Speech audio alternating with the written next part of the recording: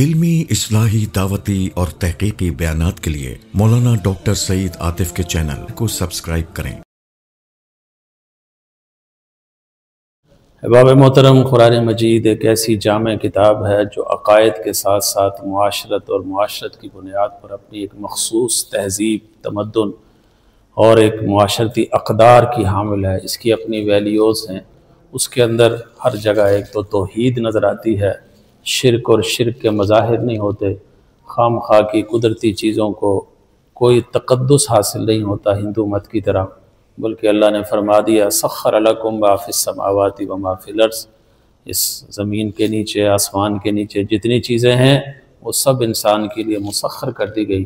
اتنا بڑا یہ اسے منصب عطا فرمایا کہ کھول آنکھ، زمین دیکھ، فلک دیکھ، فضا دیکھ، مشرق سے ابھرتے ہوئے سورج کو ذرا دیکھ، یہ سب چیزیں انسان کے ماتحت کر دی کہ ان کو مسخر کر سکتا ہے، مستفید ہو سکتا ہے۔ یہ توحید کے مظاہر ہیں، اور انسانی جو معاشرہ ہے، جو یونٹ ہے، وہ بیسکلی میاں بیوی سے وجود پذیر ہوتا ہے، اور یہی جب بڑے ہوتے ہیں تو والدین بنتے ہیں۔ اس لیے اللہ نے یہاں اہمیت کے ساتھ والدین کا ذکر فرمایا۔ پھر قرآن پاک کے ایک اسلوب یہ بھی ہے کہ کسی چیز کو اہمیت دینی ہو تو اسے مقدم فرما دیتے ہیں۔ عقائد کے لحاظ سے اللہ ہے، رسول ہے، آخرت ہے، لیکن یہاں صرف توحید کی بات کر کے آگے والدین کی بات فرمائی کہ والدین، ان کا مقام، ان کا مرتبہ، ان کی خدمت، ان سے تعلق خاطر، ان کی دعائیں لینا کتنی بڑی چیز ہے اللہ کے نزدیک۔ اسلوب بڑا منفرد ہے۔ فرمایا وَقَضَىٰ رَبُّكَ، یہ نہیں کہا کہ تم اپنے والدین کی اطاعت کرو، بلکہ انداز ایسا وَقَضَىٰ رَبُّكَ گویا فیصلہ ہو چکا ہے، قطعی ہے، ٹل نہیں سکتا۔ یہ حکومت کی طرف سے نوٹیفیکیشن ہو گیا، ایگزیکٹو آرڈر ہو گیا، کیا؟ اللہ تعبدوا الا ایاہ، کہ اللہ کے سوا کسی کی عبادت نہیں ہوگی، وبالوالدین احسانا، اور والدین کے ساتھ احسان کا تعلق ہوگا۔ اچھا دیکھیے، ایک اطاعت ہے، اطاعت بھی ٹھیک ہے، وہ قانون کے درجے میں ہے، وہ والدین کی کرنی ہے۔ اللہ نے احسان کا ذکر کیا کہ اس میں از خود اطاعت تو شامل ہے ہی، تو اطاعت کے ساتھ جو احسان ہے، احسان کا اطاعت ہے ماننا، اور احسان ہے کہ اپنے والدین کے مزاج کا خیال رکھ کے ان کو ڈیل کرنا۔ کسی کا کیا انداز ہے، کسی کو کون سا لباس پسند ہے، کسی کو چائے کون سی پسند ہے، کسی کو پنکھا اور اے سی کی کولنگ کس ٹائپ کی ہے، یہ اس کا مزاج کا جو لحاظ کرتا ہے، یہ احسان کے قریب ہوتا ہے۔ اللہ اکبر۔ جب یہ مزاج کا لحاظ آپ تبھی کریں گے جب آپ والد صاحب کے قریب ہوں گے، جب ان کی باتوں کو سمجھیں گے، ان کو ٹائم دیں گے۔ تو اسلام جو سوسائٹی تعمیر کرتا ہے اس میں والدین کو مرکزی اہمیت حاصل ہے۔ اس لیے فرمایا وبالوالدین احسانا، ہر جگہ احسان کیا ہے؟ انتہائی حسن، ہر کام کے اندر ایکسیلنٹ درجے پر والدین کے ساتھ یہ تعلق ہو۔ اور اما یبلغن عندک الکبر احدہما او کلاہما فلا تقل لہما اف، اور اگر ان دونوں میں سے کوئی ایک یا دونوں بڑھاپے میں پہنچ جائیں تو ان کے سامنے تم نے کلمہ اف بھی نہیں کہنا۔ یہ ایک انداز ہے سمجھانے کا کہ ان کی نافرمانی بھی نہ ہو اور ان کی بات کو بوجھل بھی نہ سمجھا جائے کہ تمہارے منہ سے ایسے لفظ نکلیں یا رویے اور ایٹیٹیوڈ سے یا باڈی لینگویج سے یہ چیز ہو، یہ بھی نہیں ہونی چاہیے۔ کیوں کہ اگر یہ ہوتی ہے تو یہ اللہ کی ناشکری بن جاتی ہے۔ اس لیے فرمایا ایک اور جگہ پر انشکر لی ولی والدیک، میرا شکر اور میرے والدین اور اپنے والدین کا۔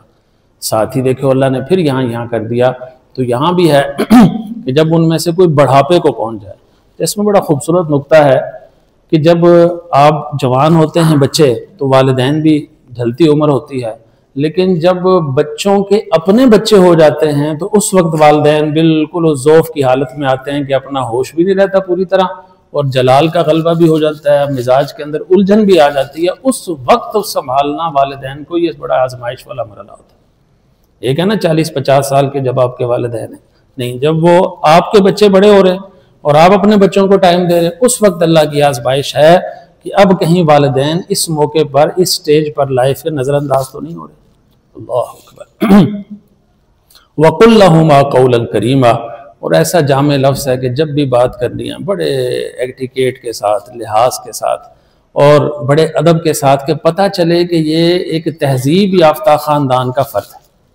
تہذیب صرف ڈگریوں سے نہیں آتی، تہذیب بڑوں سے لحاظ کرتے ہوئے۔ پہلے بھی بتایا حضرت خولا بنت ثعلب رضی اللہ عنہا، انہوں نے حضرت عمر کو ایسے بلایا، بڑی عمر کی خاتون تھی، جیسے کسی چھوٹے بچے کو بلاتے ہیں، اور وہ جھکتے ہوا ہے، جی اماں جی۔ یہ ہمارے ہاں رویہ ہے بڑوں کے ادب کا، لحاظ کا، اچھے خاندانوں کے اندر یہ اب بھی ہے۔ یہ ہماری تہذیبی روایات ہیں جن کو آگے ہمیں شفٹ کرنا ہے، اگلی نسلوں تک پہنچانا ہے۔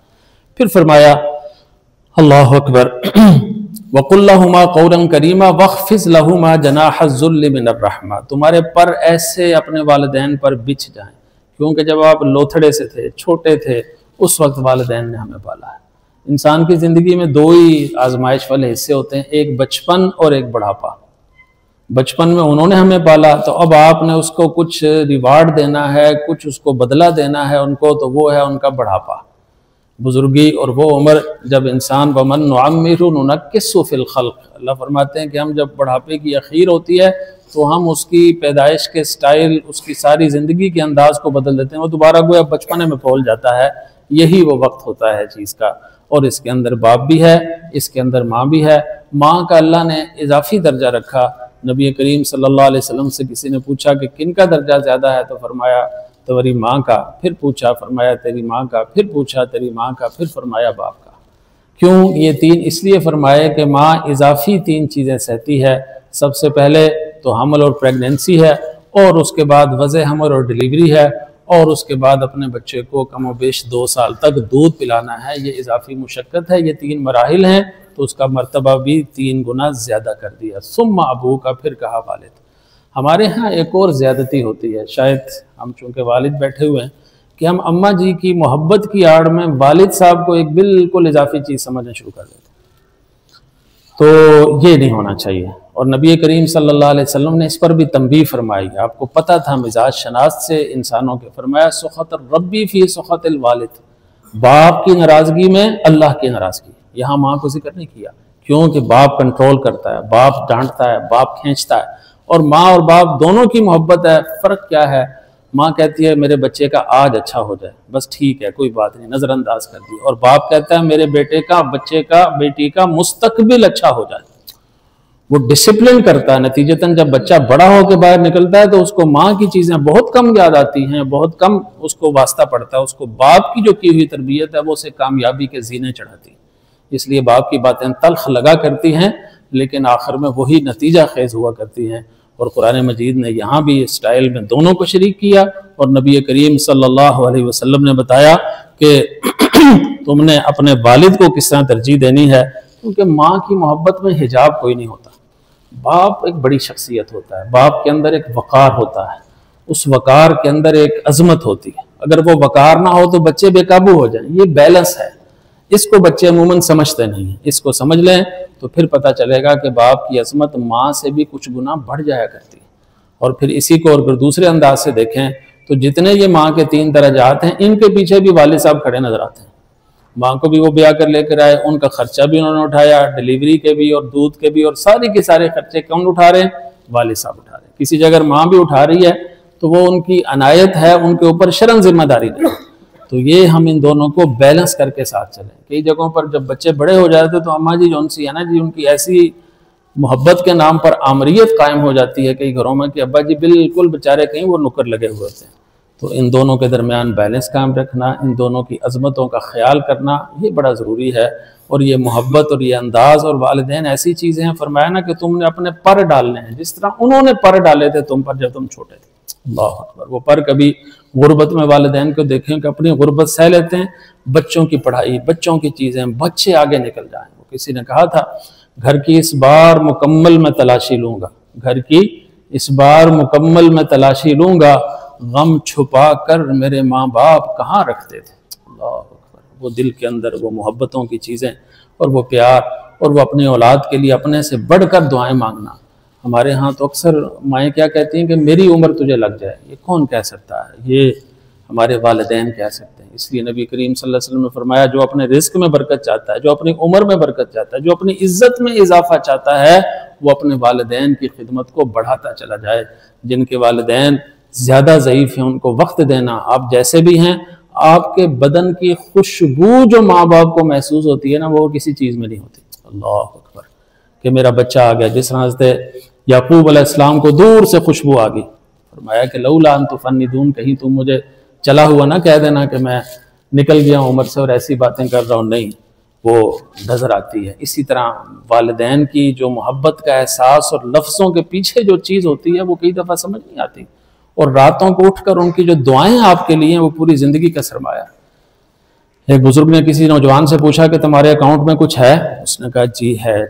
کیا ہے؟ ان کا جتنے پیسے؟ ان کا نہیں، میں یہ پوچھ رہا ہوں اکاؤنٹ میں والدین کی دعائیں ہیں کہ نہیں؟ اللہ اکبر! اگر زندگی کے اکاؤنٹ میں والدین کی دعائیں ہیں تو انشاءاللہ پوری زندگی وہ دعائیں آپ کے ساتھ کھڑی ہوں گی۔ اور اسی طرح آپ کے اکاؤنٹ میں خدمت ہے کہ نہیں انسانیت کی؟ اگر یہ والدین کی خدمت اور انسانیت کی خدمت ہے تو انشاءاللہ آپ کا اکاؤنٹ بھرا ہوا ہے۔ آزمائشیں آئیں گی لیکن اس کا اختتام انشاءاللہ عزت پر، توقیر پر ہوگا۔ اور والدین کی دعائیں اتنا بڑا سرمایہ ہیں کہ اس سے زیادہ با اخلاص دعائیں ہوتی نہیں۔ وہ اقبال نے کہا تھا اللہ اکبر کے اپنی ماں کے حوالے سے کہ خاک مرکت پر لے کے میں یہ فریاد آؤں گا کہ دعائے نیم شب میں اب میں کس کو یاد آؤں گا۔ اللہ اکبر! اس وقت کی جو دعائیں ہیں وہ دعائیں نہیں ہوتی، وہ آہیں ہوتی ہیں۔ ان آہوں کو اپنی زندگی کا سرمایہ سمجھنا اور ایسا ماحول قائم کرنا کہ والدین کے منہ سے بے ساختہ دعائیں نکلیں۔ اور ایک بات ہمیں والدین سے بھی عرض کرنی ہے کہ آج کے دور کے اندر بڑی آزمائشیں ہیں موبائل کی، معیشت کی، اپنے بچوں کی قدردانی کریں، ان کو آئیڈیل بچے نہ سمجھیں۔ جس طرح ہم والدین آئیڈیل نہیں ہیں وہ بچے بھی آئیڈیل نہیں ہیں۔ ان کی چھوٹی سی بات ہو اس کی حوصلہ افزائی، اور یہ نبی کی سنت ہے حوصلہ افزائی کرنا اور دعائیں دینا۔ ہمارے ہاں پہلے بوڑھیاں دعائیں دیتی جا اللہ تنو رنگ لاوے، میں سمجھا نہیں، جب قرآن پڑھنا شروع کیا تو پتہ چلا صبغۃ اللہ ومن احسن من اللہ صبغہ۔ تو جگہ جگہ بچوں کو دعائیں دے، شاباش ماشاءاللہ، اللہ تجھے اور آگے کرے، برکت دے، اللہ تجھے بادشاہ بنائے، اللہ تجھے یہ کرے۔ تو یہ والدین اپنے بچوں کو دعائیں دینے کی عادت ڈالیں، یہ عادت ڈالیں گے تو بچوں کی قدردانی ہوگی، کیونکہ آج ہم نے مل جل کر چلنا ہے۔ اگر بچے مثالی نہیں تو والدین سے بھی بڑی کمیاں رہ گئی ہیں۔ اللہ پاک ہمیں اس معاشرے کو آگے بڑھانے کی، آگے چلانے کی توفیق عطا فرمائے، اور بچوں اور والدین کے درمیان محبت کے اس تعلق کو قائم فرمائے، آمین۔ اور وہ جو دعا ہے بھول گیا، رب ارحمہما کما ربیانی صغیرا، اللہ اکبر! کہا اس میں اللہ تعالیٰ نے اپنی ذات سے تشبیہ دے دی۔ رب کئی معنوں میں آتا ہے، خود قرآن میں آیا کہ جو دروغہ جیل ہے اس کے متعلق بھی رب السجن، لیکن یہاں رب ارحمہما کہ جس طرح چھوٹے ایک بچے کو توجہ چاہیے ہوتی ہے شفقت اور محبت کی، وہ صرف ماں باپ کے بعد اللہ کی ذات دے سکتی ہے، اس لیے فرمایا رب ارحمہما، اے میرے رب ان دونوں پر ایسے تو رحیم ہو جا، ایسے شفیق ہو جا جیسے یہ مجھ پر بچپن میں ہوتے تھے۔ اور ہم اپنے والدین کا کوئی قرض ادا کر ہی نہیں سکتے۔ حضور صلی اللہ علیہ وسلم نے ایک شخص کو دیکھا اپنی بوڑھی والدہ کو کندھے پہ اٹھائے بیت اللہ کا طواف کر رہا ہے، جب نظر پڑی حضور پر تو کہا یا رسول اللہ میں نے اپنی ماں کا حق ادا فرما دیا۔ کہا تو نے ابھی ایک رات کا بھی حق ادا نہیں کیا۔ تو اس لیے یہ احساس ہو، یہ دعا ہو، اور یہ دعا چلتی رہے، اور یہ ان کے لیے بھی ہے، یہ ہمارے لیے بھی ہے۔ اللہ ہمیں اپنے والدین کا صدقہ جاریہ بنائے، باقیات الصالحات بنائے، اور قوم کے بچوں کی بھی صحیح ہمیں تربیت کرنے کی توفیق عطا فرمائے۔ Please don't forget to like and share.